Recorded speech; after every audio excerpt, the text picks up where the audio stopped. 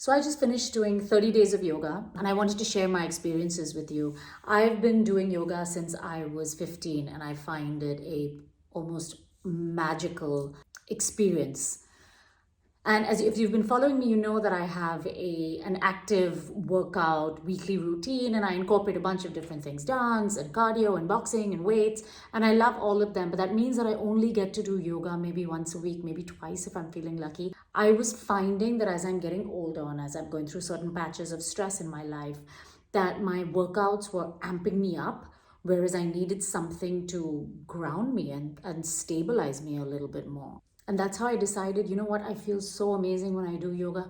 How about I just give my body a break from everything else, which was beginning to hurt. The boxing was beginning to hurt my elbow. And I've done, in all my years of yoga, even though you must absolutely learn how to do it right, I always find yoga to be more healing and more restorative than damaging to the body. And another reason I decided to do this intense time with yoga was because I was losing touch with some of the depth. Many of us who practice it now, especially in 2020 in the West, even in India, we've become very focused on the physical aspects of yoga, on the toning and hot yoga and just making your ass look tight. And that's never been what yoga is about. Yoga is about the asanas, but it's also about breathing, and it's about a way of life. Karmic yoga, it's about how you interact with other beings in your universe, and then it's about your relationship with divinity. So it really is a full body and a cosmic experience that cannot just be reduced to doing downward dogs and squats. So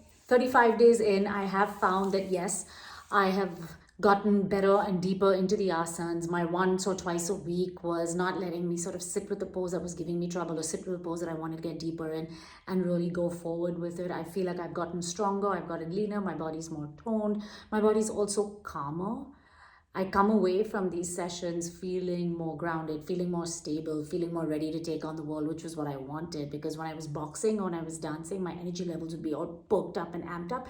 And that's not necessarily great when you're trying to go into a situation that requires you to be more level-headed. I found that when I took breaks every 5 days, I came back stronger.